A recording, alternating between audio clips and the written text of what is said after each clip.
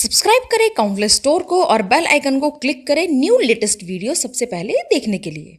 आज दुनिया में ज्यादातर लोग जिन लंबी बीमारियों से जूझ रहे हैं उनका हेडक्वार्टर पेट में है। अशुद्धियां समय के साथ इकट्ठा हो जाती हैं और आप भारी हो जाते हैं शरीर और सिर दोनों में। ये तय करता है कि आप जीवन में किस तरह सोचते हैं, महसूस करते हैं और अनुभव करते हैं।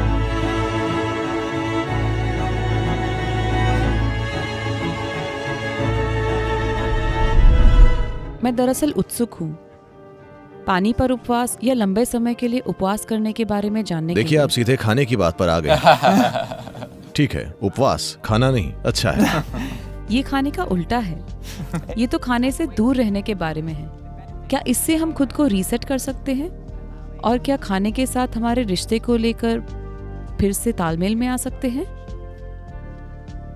देखिए, ये लॉस एंजलिस में हुआ था। एक दिल का सर्जन अपनी कार, वो अपनी फोर्ड मस्टैंग से थोड़ा प्रभावित था। वो उसकी कार थी और वो उसे लेकर थोड़ा उत्साहित था और एक दिन वो थोड़े झटके खाने लगी। तो वो उसे लेकर मैकेनिक के पास गया और बोला, कोई समस्या आ गई है, कृपया इसे ठीक कर दीजिए। उसने कहा, ठीक है डॉक्टर, कल सुबह आना, ये तैयार मिलेगी। अगले दिन सुबह काम पर जाने से पहले वो वहां गया, पर कार तैयार नहीं थी। तो उसने कहा, ठीक है शाम को आइए, ये तैयार मिलेगी। वो शाम को आया, वो तैयार नहीं थी। उसने कहा, क्या बात है, तुमने सुबह कहा मैं तब आया, तुमने शाम कहा मैं तब आया, बात क्या है? और वो मैकेनिक उस तरह के मूड में था। वो बोला, देखिए आप एक दिल के सर्जन हैं, आप भी इंजन ठीक करते हैं, मैं भी इंजन ठीक करता हूं, फिर ऐसा क्यों है कि आपको मुझसे 10 गुना ज्यादा पगार मिलती है?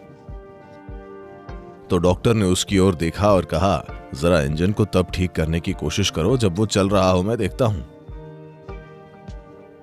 तो इंसानी जीवन और शरीर को तब ठीक करना चाहिए जब ये चालू हो, वरना ये बेमतलब है।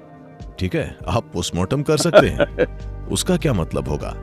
हमें इसको तब ठीक करना चाहिए जब ये चालू हो। अगर आप इस शरीर को तब ठीक करना चाहते हैं जब ये चलता फिरता हो, तो आपको समझना चाहिए, क्योंकि हम पाचन प्रक्रिया के बारे में बात कर रहे हैं।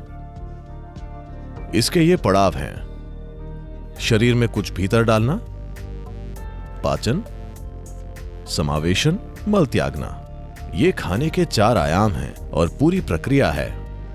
आज की दुनिया में खाने का काम किसी भी समय हो रहा है। लोग कहीं भी हों, बैठे हों, खड़े हों, दिन या रात में किसी भी समय लोग सिर्फ इसीलिए खाते हैं क्योंकि इतना खाना मौजूद है। मानवता के इतिहास में ऐसा कभी नहीं था, लेकिन दुर्भाग्य से, सौभाग्य से बहुत सारा खाना मौजूद है। बदकिस्मती से लोगों को ये नहीं पता कि कब खाना है, कब नहीं खाना है।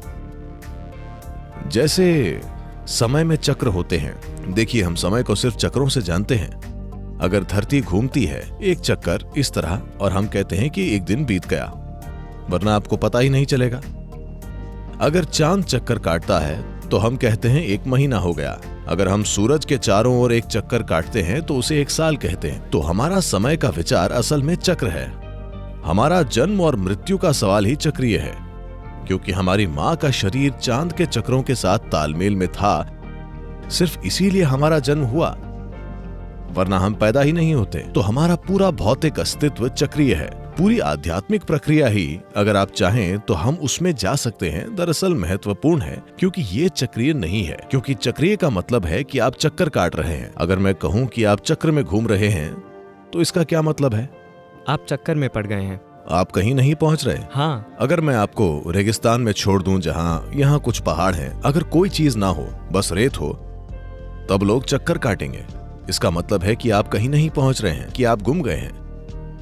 तो जिस पल आप पूरी तरह अपने शारीरिक और मानसिक ढांचे के साथ अपनी पहचान बनाना शुरू कर देते हैं, आप चक्रों में घूमने लगते हैं। तो भारत में यौगिक संस्कृति में ये बहुत साफ है। इसे संसार कहा जाता है, जिसका मतलब है चक्रीय जीवन। तो चक्रीय जीवन एक गोल झूला बढ़िया होता है। अगर आप इसे ठीक से व्यवस्थित करते हैं तो ये एक अच्छा झूला है, पर आप कहीं नहीं पहुंचेंगे। बच्चे एक झूले का मजा ले सकते हैं। अगर सभी बड़े लोग झूले में बैठकर गोल गोल घूम रहे हैं और सोचते हैं कि वे कहीं जा रहे हैं, तो ये बहुत दुखद है ना? तो यही होता है। तो शरीर एक चक्र है। ये चक्र ग्रहों के चक्रों के साथ जुड़े हुए हैं। चांद के चक्रों से, सूरज के चक्रों से, सब कुछ। चांद के चक्र, सौर चक्र और पृथ्वी के चक्र शरीर के लिए बहुत महत्वपूर्ण है। अगर व्यक्ति में जरूरी जागरूकता है तो वे देख सकते हैं कि किस दिन शरीर को खाने की जरूरत नहीं होती है। हर दूसरा प्राणी ये जानता है, अफसोस मनुष्य इसे भूल गए हैं, क्योंकि उनकी विचार प्रक्रिया या उनके बचकाने मन ने उनके सिस्टम में मौजूद हर दूसरी इंद्री को दबा दिया है।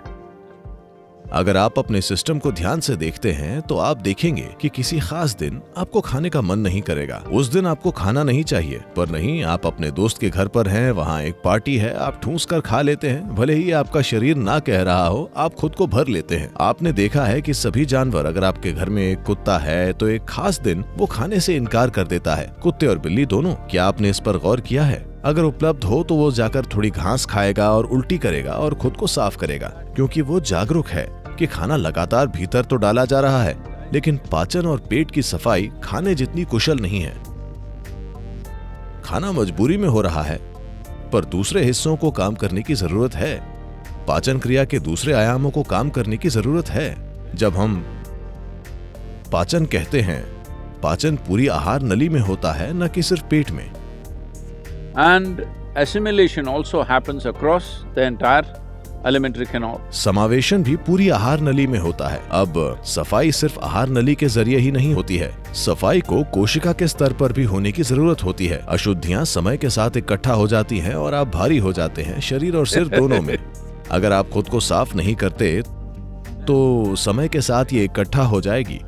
हम इसे कर्म कहते हैं, क्योंकि जब ये इकट्ठा हो जाती है तो ये आपके सोचने, जीवन को महसूस करने, समझने और अनुभव करने को तय करने लगती है। शायद लोग इसे ना समझें, वे ये सोचेंगे कि मैं इसी तरह हूँ, यही मेरा स्वभाव है। ये आपका स्वभाव नहीं है, आपने इस तरह खुद को उलझा लिया है।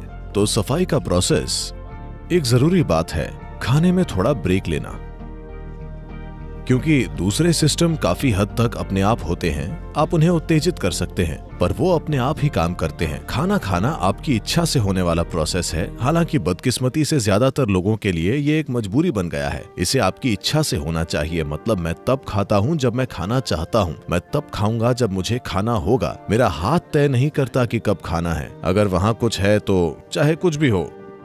पता है, लोग हर समय यही कर रहे हैं। मेरे ख्याल से अगर हम अच्छी चॉकलेट्स आपके पास रख दें तो आपका हाथ उन्हें खाएगा, आप नहीं। इसलिए खाना एक जागरूक प्रक्रिया होना चाहिए। इस जागरूकता को लाने के कई तरीके हैं। एक है उपवास करना। यूं ही खुद को खाना और पानी ना देने से सिस्टम को नुकसान हो सकता है। आपको जरूरी साधना से इसका सहयोग करना चाहिए। अगर आपके पास जरूरी साधना है तो खाने की जरूरत कम हो जाएगी। देखिए, हमारी ऊर्जा सिर्फ खाने से नहीं आ रही। सूरज की रोशनी, हवा, पानी। असल में अगर आप यौगिक विज्ञान में हम कहते हैं कि अगर आप सचमुच में सिस्टम को ठीक रखते हैं तो आपकी 60 से 70% ऊर्जा इन 3 कारकों से आनी चाहिए। सूरज की रोशनी, हवा, पानी। बाकी 40% खाने से आनी चाहिए। So naturally, food amount of volume of food that you eat will compress. तब स्वाभाविक रूप से खाना खाने की मात्रा कम हो जाएगी। मुझे आपको अपने बारे में बताना चाहिए। जब मैं युवा था तो मैं बहुत खाता था। मैं कभी मोटा नहीं हुआ क्योंकि मेरी गतिविधि बहुत ज्यादा थी, पर आज मैं जो खाता हूँ वो उस समय के मुकाबले 10वां हिस्सा या उससे भी कम है। 19 की उम्र से लेकर आज तक मेरा वजन उतना ही वजन है जितना 19 साल में था। बस एक बात यह है कि उस वक्त सारा वजन मेरे कंधों में था। अब इस गुरुत्वाकर्षण के लगातार मुझ पर काम करने की वजह से यह थोड़ा नीचे की ओर खींच गया है, पर मैंने खुद को ऊपर उठाए रखा है। तो उपवास को एक प्रक्रिया के रूप में जरूरी समझ के साथ करना चाहिए। अगर लोगों में उतनी जागरूकता नहीं है, भारत में हमने चांद के चक्र का 11वां दिन तय किया है जब आपको उपवास करना चाहिए। अगर आप उपवास नहीं कर सकते तो आप कुछ बहुत हल्का लेते हैं। इसे फलाहार कहा जाता है।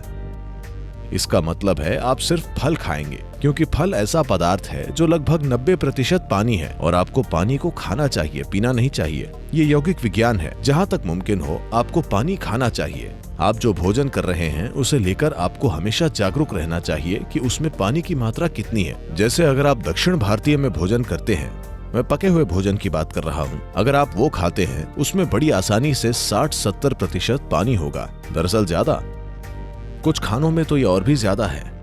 पर अब आप यहाँ जो खाना खा रहे हैं, आप ब्रेड खा रहे हैं जिसे शायद 1 महीने पहले बनाया गया था। क्या ये कम से कम है?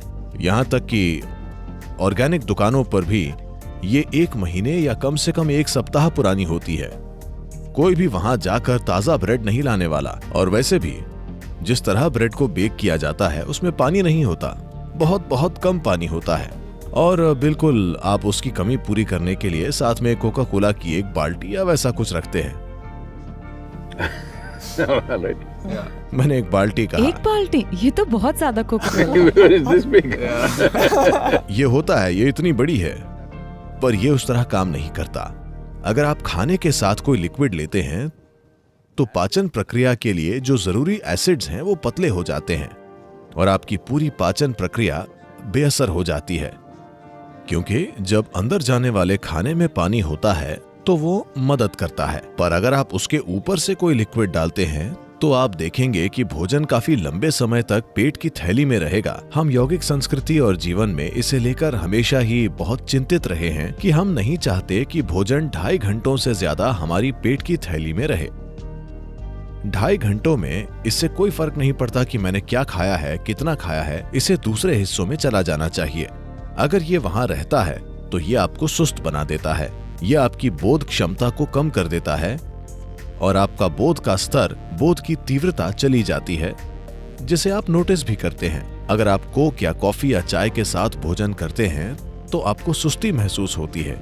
बहुत सारे लोगों ने इसे एक आदत बना ली है, लंच के बाद उन्हें सोना पड़ता है। ये इस तरह से है कि आप पेट्रोल पंप पर गए, आपने गैस भरवाई, उसके बाद आप इंजन चालू नहीं कर सकते Because there is gas in the tank. क्योंकि टैंक में गैस है। तो इसका यही मतलब है। तो ये पक्का करने के लिए कि पाचन प्रणाली पूरी प्रक्रिया में है, Process, because क्योंकि आज दुनिया में लोग ज्यादातर जिन लंबी बीमारियों से जूझ रहे हैं उनका हेडक्वार्टर पेट में है। हाँ, बहुत से लोगों के लिए ये उनके सिर की ओर जा रहा है, पर ज्यादातर हेडक्वार्टर पेट में ही है, जो वे खाते हैं और जिस तरह से खाते हैं। तो वे इस तरह खा रहे हैं। अनुशासन लाने के लिए एक आसान चीज है, शायद महीने में 1 या 2 दिन आपको बहुत ही हल्का भोजन करना चाहिए, ऐसा जो शरीर पर बहुत हल्का और सरल हो। अगर आप सिर्फ पानी पर रह सकें या थोड़ा सा नींबू और पानी water, little lightly honey laced water. या पानी में थोड़ा शहद मिलाकर, इससे मदद मिलेगी। पर अगर ये आपके लिए मुमकिन ना हो तो आप थोड़े फल या ऐसा कुछ ले सकते हैं जो सिस्टम पर बहुत बहुत हल्का हो। सोच पाचन प्रक्रिया और समावेशन प्रक्रिया को आराम देने का है, ताकि बाकी का शरीर कोशिका के स्तर पर सफाई शुरू कर सके। इसे सारी अशुद्धियों को बाहर निकाल फेंकना चाहिए।